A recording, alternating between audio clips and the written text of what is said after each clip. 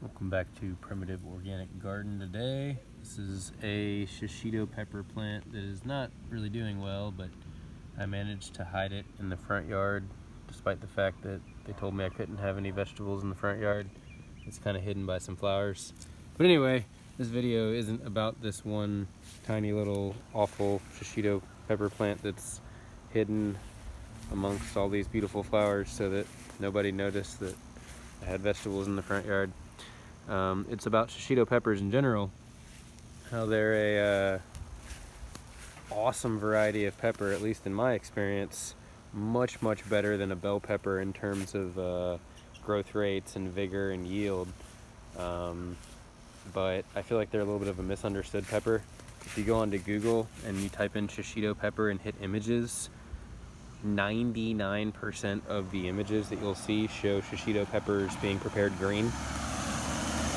There's all kinds of recipes online for how to, fry Shishito peppers and grill Shishito peppers and roast Shishito peppers and Shishito pepper this and Shishito pepper that, but every single recipe uses them green.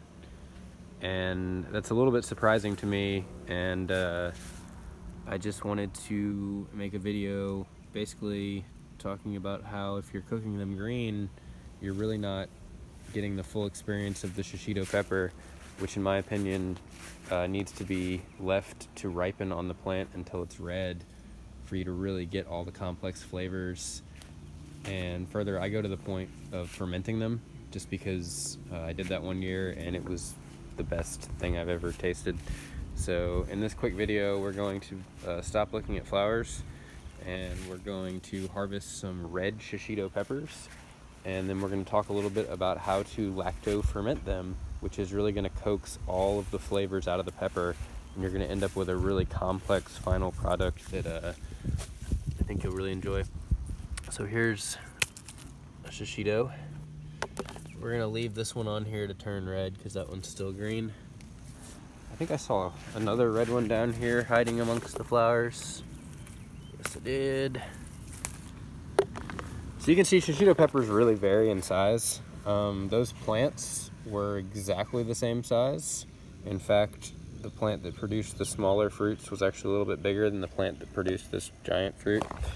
Anyway, there's a lot of variability in terms of size with Shishito peppers. That's perfectly fine.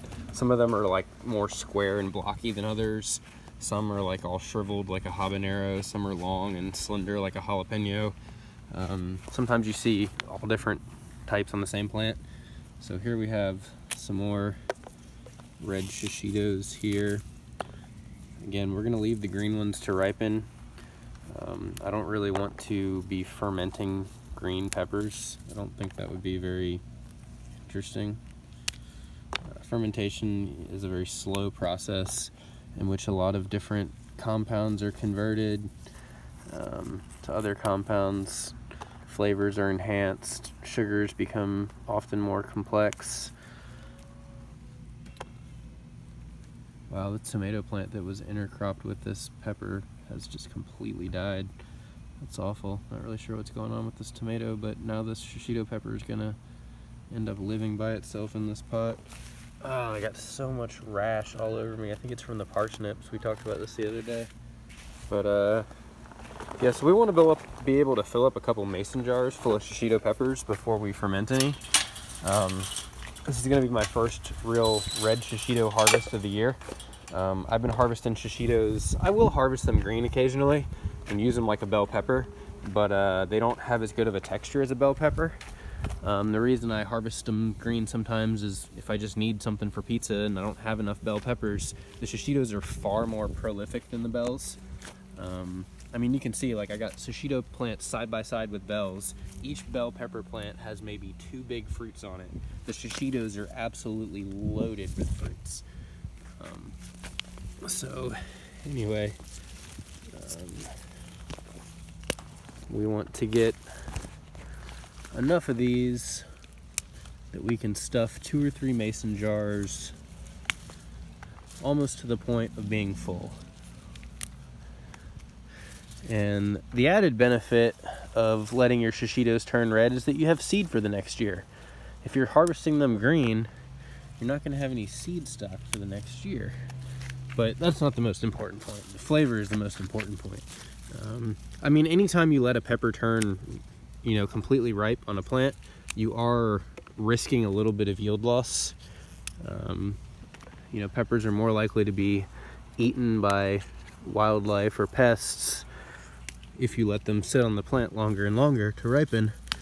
But for Shishitos, it's definitely a risk worth taking, in my opinion, because the plants are so incredibly productive. Even if you lose a fruit or two here and there, it's really not a big deal.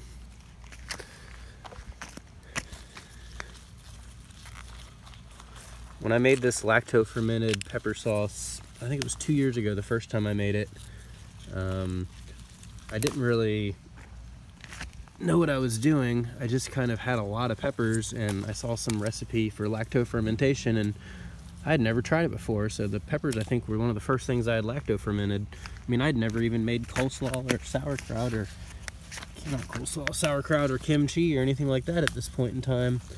But I just basically had a lot of peppers and didn't know how to preserve them, and I had mostly been doing things with jars of vinegar, but I was like, you know, I'll try something a little different. You don't always have to pickle things with vinegar. So I started reading about how to pickle things with just salt and allowing the natural lactobacillus that is ubiquitous and all around us to colonize. That's quite a lot of Shishito peppers there. We have enough to fill a mason jar now for sure. Even the aroma is so much better when you let them ripen. I got some tomatoes I need to pick. But I mean, there's Shishito peppers all over this garden, hidden in different little spots. The sweet potato vine needs to be moved to a more desirable location. Wow, this little pepper plant's getting destroyed by sweet potatoes and weeds. Yeah, I mean, you never know where you're gonna find Shishitos in my garden, because sometimes I just toss seed everywhere.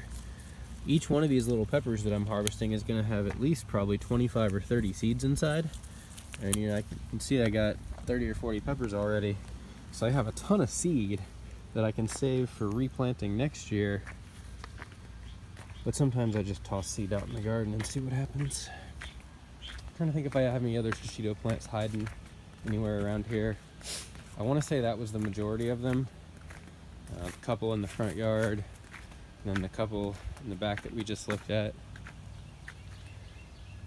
Yeah, I guess I don't have as many of them as I thought I did.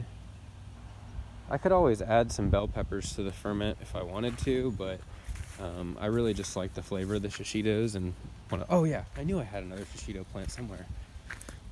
So this one's just in a fabric pot, and ooh, this is a nice one. Look at that. But yeah, I mean, I really just wanted to, I guess, gear this video towards chefs, because I don't know if a lot of them realize that you can let Shishitos turn red, but I guess a lot of them don't have a choice because they have to buy what the farmer or the market gardener sells them. So I think if I were selling to chefs, I would make an effort to let some of the Shishitos turn red. I feel like Shishito peppers have gotten kind of trendy in the last year or two.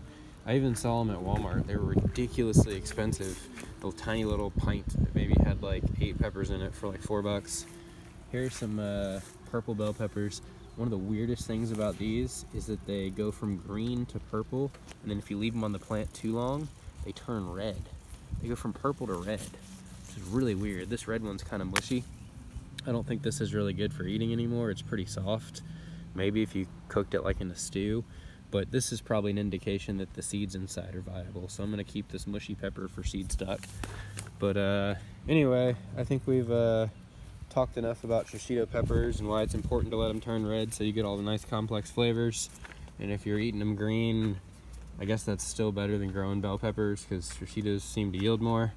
But let them turn red so you can get the full flavor experience. And I'm gonna lacto ferment these. If you've lacto fermented things before, that's great. If not, you can have this be your first. Peppers, especially sweet peppers, need a lot more salt in the brine than lacto fermenting other things.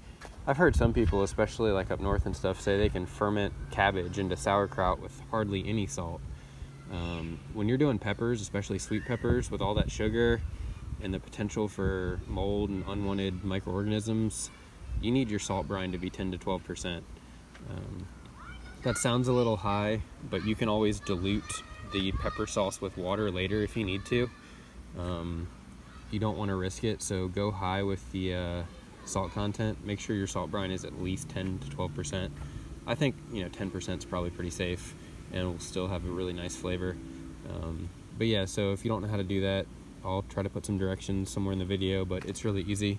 You can always use a rule of thumb type of measurement, like 4 tablespoons of salt per quart of water or something like that, but it's better to have a little scale and weigh everything out. So if you're gonna have 1,000 grams worth of pepper material, you want to make sure that you have a 10% salt brine, so you'd want 100 grams of salt. But I mean, that would be a massive batch.